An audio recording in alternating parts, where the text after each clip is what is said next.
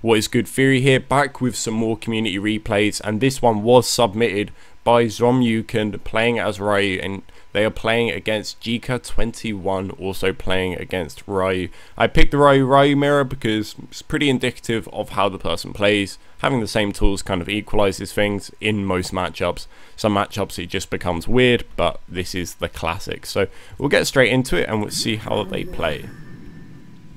So opening gambit normally shows quite a lot. Jump forward over that fireball, pretty reasonable range to do it at.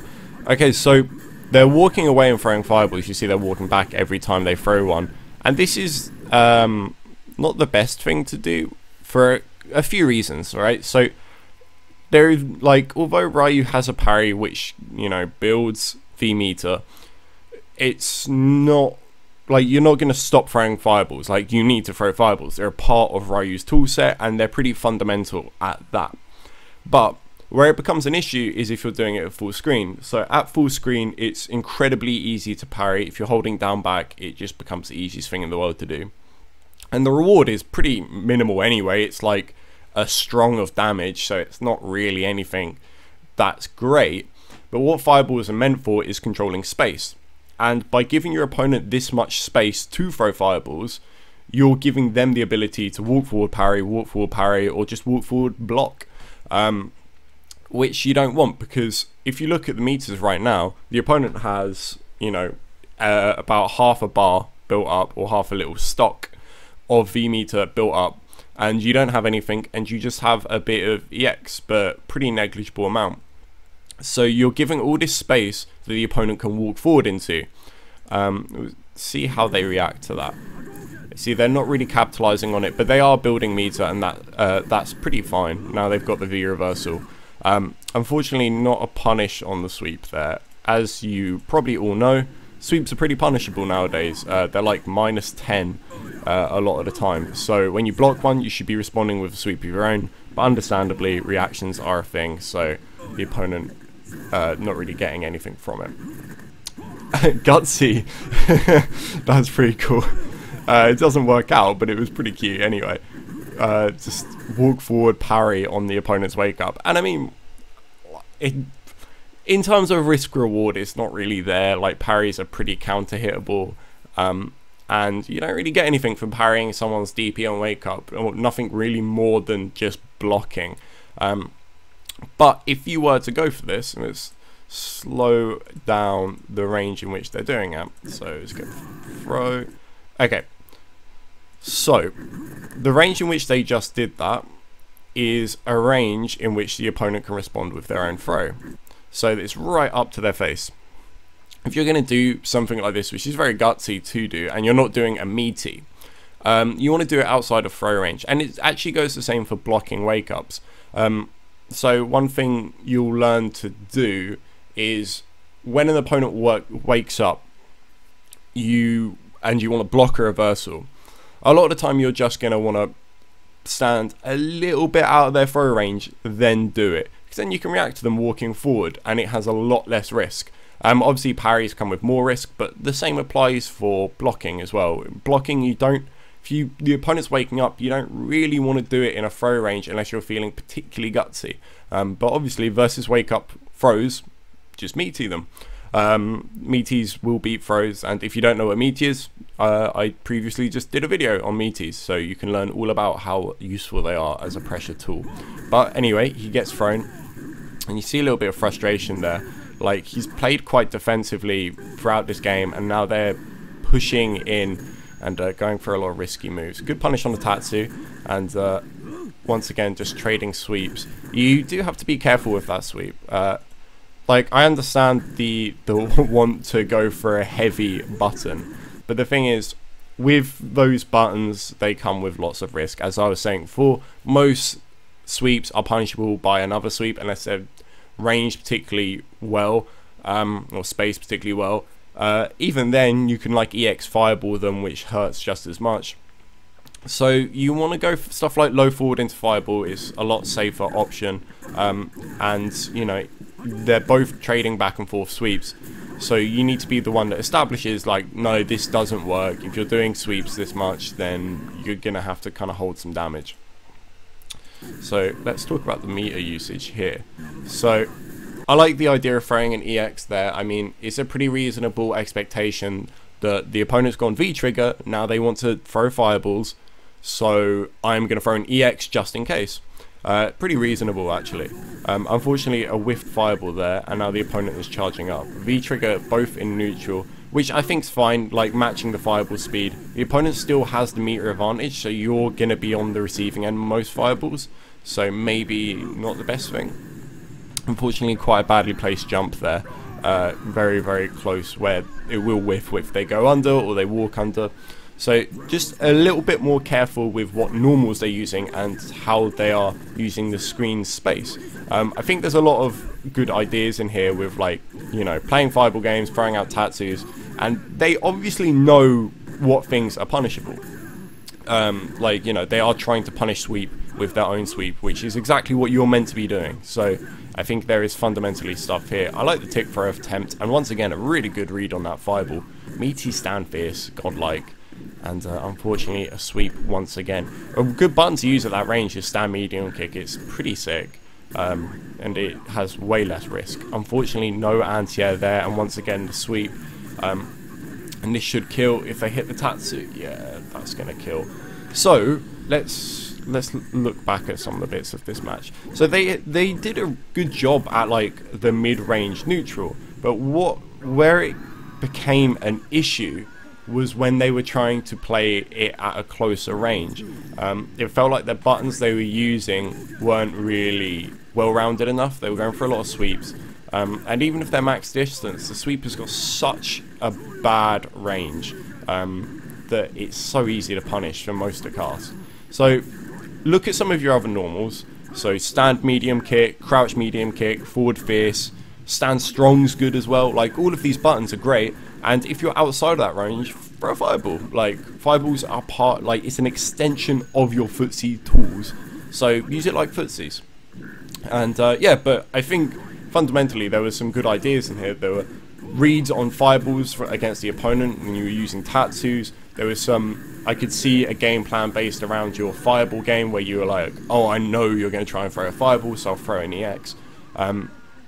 There were a lot of good ideas in here, but I think there was just certain parts of it that were lacking, and for me it seemed like it was the mid-range game. And just be aware of giving up space and the ranges in which you're jumping, and the reward versus the risks. And also anti-airs, but, you know, it kind of goes without saying, everyone needs to work on anti-airs always. It's just how fighting games are.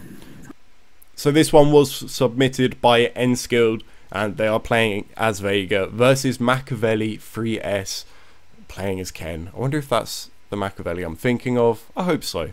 But let's get straight into this. I'm pretty interested to see how this matchup plays out, just due to how the pokes will work. Good use of crouch jab. Crouch jab is godlike with Vega, and tried to go for the heavy there. But one thing that's worth noting about go back to it.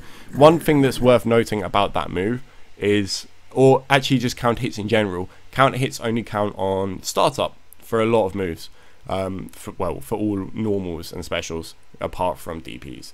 So I understand here you're going for the bigger combo, but it's a lot of the time it's worth just going for the medium attacks or whatever will give you the most damage out of it. Don't expect a crush counter from it. You won't get it, unfortunately. And that's good, yeah, just pushing them away and the throw on the whiff jump, standard stuff. And so this is kind of what I'm talking about, what I expected this matchup to be like. So, Vega's normals, let's talk about them. They're really good in some ways, not all of them. So the problem with Vega's normals is they have a pretty bad hurt box for the most part. So they're long range, they reel forward, and they lead to pretty good damage. But versus like a Ken's can just stick out normals and just buffer things behind it, and it will a lot of the time beat what Vega's trying to do. And you can see Machiavelli completely abusing this with things like stand fierce. And I like this, going for a bit of pressure, put on the heat and into the V trigger. That was unfortunate, a little bit too early on their wake up for that to work, but still good, still got the life lead. It needs to hit some anti-airs here. That's cute little anti-air, stand light kick after the walk under. Bit risky, but you know, Vega's anti-air options are limited, but he is cornered now, and he should go for the V-reversal to get out of some of this pressure. Actually, no, his V-reversal's shite. I guess not. Yeah, you kind of have to hold that. Vega's V-reversal is just not great in any regards, really, especially when cornered. Doesn't really do much. And so, you see how he changed up this match. So this is good, using pokes to kind of keep them at bay. And the thing I really liked about that sequence was actually the dash forward. And it's a little bit risky because we've seen the Ken press a lot of buttons. We've seen the Ken like buffering buttons just in case Vega sticks out a normal that's like not great. So dashing forward, I like it because it changes the distance and it keeps things a little bit like, keeps the Ken on edge. Like, yeah, you're gonna have to keep mashing buttons because I will do this if you stop. But in terms of like what you can achieve from that, it's very little, especially with Claw on where the command grab isn't accessible. So it's worth considering. And see, this is kind of what I wanted the Vega, see the Vega do, is just sit and whiff punish. The buttons that Ken's using, they're good and they're quick, but they're not quick enough that you can't do anything about them. So the whiff punish game actually makes a lot of sense. And this is great. Just frame trap, whiff punish, frame trap, whiff punish. Godlike, exactly what you need to do as a Vega. If an opponent starts buffering buttons at you, you have to beat the buffered buttons. It's just seeing what's ahead of you. Overhead mix up, yes, of course. And yeah, that's exactly what you need to do in this matchup. It's just a case of knowing that the opponent's doing something and reacting to that. Safe-ish sweep. It looks safe to me anyway. That sweep is weirdly plus sometimes, and the ranges don't really make much sense. So frame trap into the throw, and makes a lot of sense. Ken's not represented too many throws here. And absolutely fantastic frame trap pressure that Vega has to get out of there, and this is good. Just keeping on safe pressure. I like that the Vega is not using too many risky things, just going for solid gameplay. I like that a lot. It's hard versus Ken though, because Ken can just be so explosive in terms of everything, like dashes, stuff like that. And actually, speaking of dashes and speaking of Vega, it's worth going for crouch jabs sometimes just to beat dashes. We saw it a little bit here, just because Ken's dash is so quick, and your crouch jab deals with that really well. But crouch jab actually has a pretty horrible hurt box, so I understand why you wouldn't, but you need to stand outside of the range of Ken's normals to kind of land it. And that should be the round. Yeah, pretty clean. Really good play from Enskilled there. Like, just great gameplay from both players, really. But yeah, I think the round 2, this round here, was very much the turning point. The Vega responded very correctly to what was going on in neutral, which was Ken is pressing buttons, which the Ken should be. The Ken doesn't have range. Like, his normals are really stumpy, but they have good hurt boxes, and that actually worked really well in this matchup.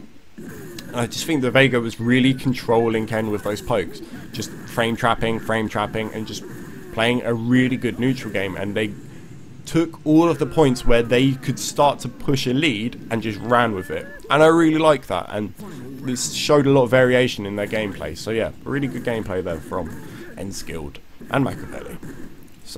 So we're in with the next match, and this is submitted by Shaman, and he is playing against MP Senna. MP Senna, let's go with that. And they are playing Charlie. So let's get into this one. I'm interested to see how Chun deals with it. I actually love that opening. I never thought to do that.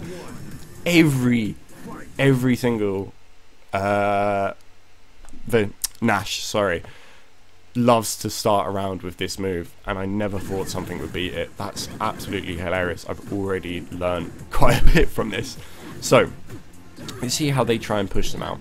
So this matchup for me, the way that I'm approaching it is abusing the fact that although Charlie has really good normals, they're not long enough to compete with Chun-Li. It's just simple as that. So you want to stay at a mid-range and just keep on poke pressure.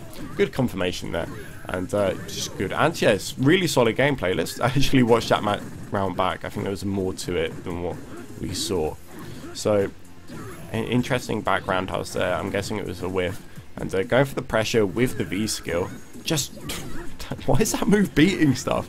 I guess the the priority is kicking in, but Jesus. That's a bit risky, putting yourself into the corner there. And they seem to be representing this V skill quite a lot. And you do have to be careful about that, because Nash has the normals to deal with that very, very well. Like, the angle in which he anti-airs you, it's not upward. He can't really anti-air above his head. It's difficult for him to do. So, coming from that sort of angle actually works really well for him. But, let's see. And this is good. Push them to the corner, making them regret the fact that they're walking back. Using that sweep at max range, which is good. See if they get a confirm. Unfortunately, no confirm, but still enough of damage. And that I would have got hit by that. That absolutely made zero sense. Let's go back to that. Neutral jump. Look how many times Chun-Li turns around. That was basically cheating. That made no sense.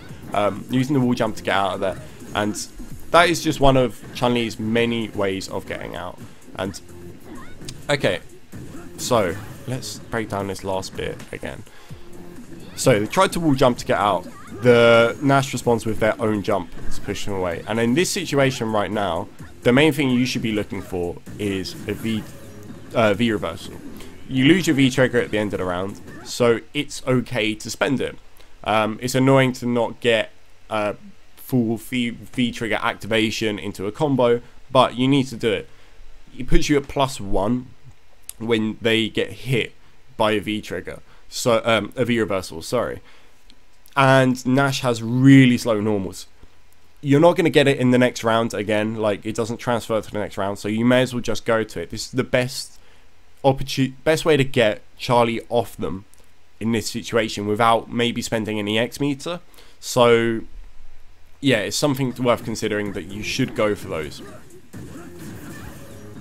And yeah, just standard ender, lots of Charlie pressure, lots of murder, and yeah, ends with the dunk, which takes a grip of EX meter away, which is totally reasonable. Let's see what happens in this round. Once again, walking away, and like I said before, the way that I think about this matchup is that you need to abuse the fact that Nash doesn't have normals that outrange yours, apart from forward fierce, which is so slow. So you want to approach on the ground, and you want to just control them using these normals. Everything else is just a little bit, it's just not as good. It's just not as good. So you just want to keep them there. And jumping this much is unfortunately just very risky. Especially now you've got super. Unfortunately, you spent it there, which, you know, is completely reasonable to do. But, okay, so this matchup changes drastically when Chun-Li has a super.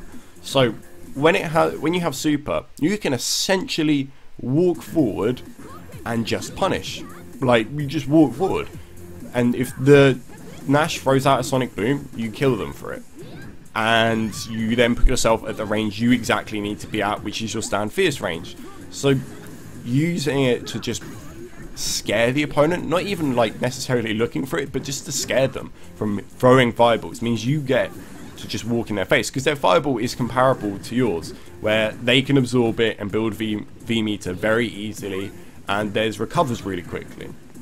So it's something worth considering. But EX fireball's okay, just because it means you get to dash behind it and start to do stuff. And this is some good pressure. I like that a lot. I like the V trigger activation, but you need to go in and start to actually, you need to use that V trigger. It's good in neutral, so in this sort of situation where they used EX fireball, you can just back fierce a fireball and then throw your own fireball, which works really well. And at that range, Nash probably wasn't going to get a super. Okay, once again, I think it's just a bit too much jumping. I mean, the Nash hasn't represented that they can anti-air. Like, I haven't really seen one anti-air, which makes you think, oh, I should be jumping. That was pretty funny. It makes you think that I should be jumping, but the problem with it is that's not where Chun-Li excels. The V skill, it's good, it can do some things, but if you see it coming, a lot of the time you can just walk under. So you need to be aware of the fact that you might just want to stay on the ground.